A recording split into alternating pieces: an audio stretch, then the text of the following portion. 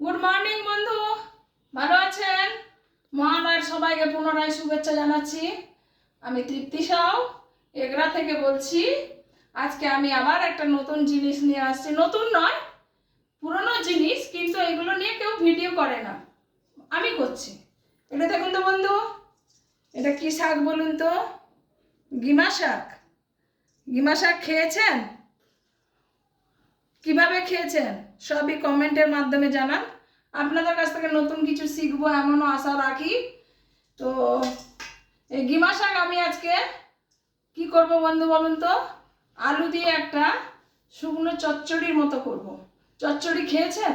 মাছের তেল দিয়ে হয়, সব রকম সবজি দিয়ে, আবার মাছের মাথা দিয়েও চচ্চড়ি হয়।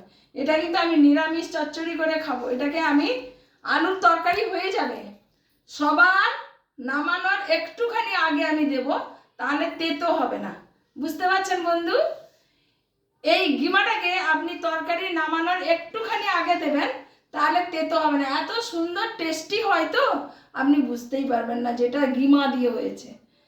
একটুও তেতো লাগে না, গন্ধটা খুব সুন্দর হয়।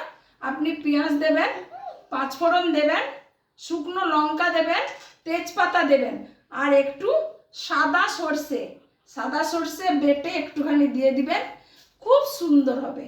আপনি খেয়ে আপনারা দেখুন, আমাকে জানান কেমন হয়েছে। আপনারাও বাড়িতে করে খান। আমি তো আজকে খাচ্ছি, আমি ওই জন্য আপনাদেরকে বললাম আপনারাও রান্না করে খান, কেমন লাগে। ঠিক আছে বন্ধু, বাই বাই।